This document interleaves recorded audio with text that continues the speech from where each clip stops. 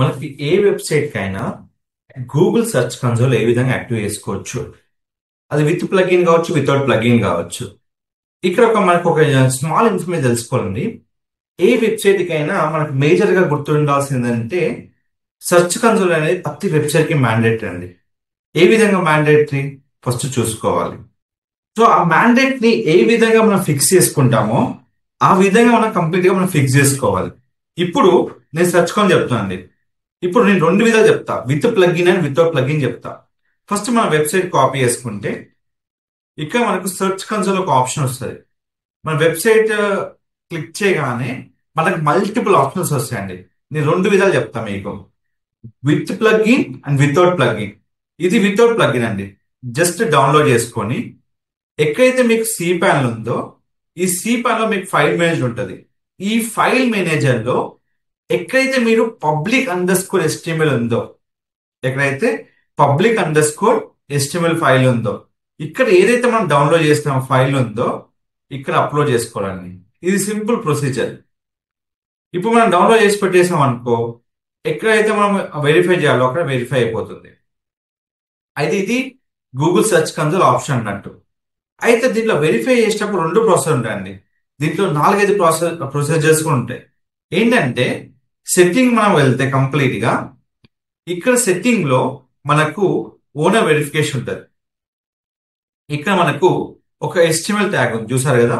ఈ tag copy చేసుకొని ఎక్కడైతే మనకు డాష్ బోర్డ్ ఉందో ఈ డాష్ బోర్డ్ లో మనకు కంప్లీట్ గా అపీరెన్స్ థీమ్ ఎడిటర్ ఫైల్ ఉంటుంది. ఈ ఫైల్ కనుక అప్లోడ్ చేసుకొని కూడా మనం చేసుకోవచ్చు అండి. మనకు రెండు విధాల ఆప్షన్స్, ఒకటి కస్టమైజ్ గా మనం చేసుకోవచ్చు ఎట్లా సి ప్యానల్ ద్వారా, సెకండ్ ప్లగ్ఇన్ యూజ్ చేసుకొని. ప్లగ్ఇన్ కాకుండా మనం వెళ్ళాలనుకుంటే మాత్రం అపీరెన్స్ లో మీకు థీమ్ ఫైల్ ఉంటుంది. ప్లగ్ఇన్ లో వెళ్ళాలనుకుంటే insert header and footer plugin ఉంటుందండి. ఇప్పుడు ఎప్పుడైనా కానీ యాడ్ న్యూ ప్లగ్ఇన్ తీసుకుంటే ఇక్కడ మీకు ఉన్న option insert header and footer plugin. ఇప్పుడు మీరు తీసుకుంటే ఇన్సర్ట్ హెడర్ అండ్ ఫూటర్. ఇప్పుడు ఈ ప్లగ్ఇన్ తీసుకుంటే ఎక్కడైతే మీకు ప్లగ్ఇన్ మనం ఇన్స్టాల్ చేస్తామో ఆ ప్లగ్ఇన్ తీసుకొని ఆ ప్లగ్ఇన్ లో ఒక కంటెంట్ లో మనము హ్యాపీగా పోస్ట్ చేసుకోవచ్చు. ఇట్లా మనకు కంటెంట్ ఉంటుంది. అయితే మనకు ఇవి రెండు ఉంటాయండి. మనకు దీంట్లో మనం ఇది యూజ్ చేస్తాం మాక్సిమం, ఎందుకంటే చాలా వరకు ఇది ఈజీగా ఉంటుంది ఇట్లా. సో ఇది హెడర్ ఫూటర్ ఇక్కడ మనకు ఆప్షన్స్ ఉంటాయి, ఇవి యూజ్ చేసుకోవచ్చు. ఇది ప్లగ్ఇన్ తో అంటే.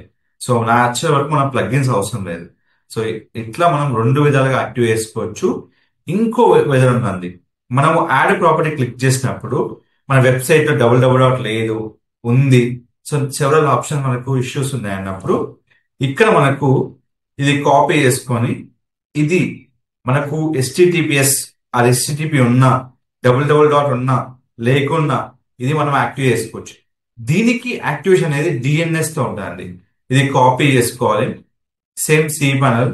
దీంట్లో ఎలాంటి ఫైల్ మేనేజ్ అవసరం లేదు. దీనికి జోన్ ఎడిటర్ ఆప్షన్ ఉంటుందండి. కంప్లీట్ ఇది డిఫికల్ట్. మీకు ఇలా జోన్ ఎడిటర్ ఆప్షన్ ఉంటుంది. ఆ జోన్ ఎడిటర్ లో మీకు ఇక్కడ DNS రికార్డ్స్ ఉంటాయి.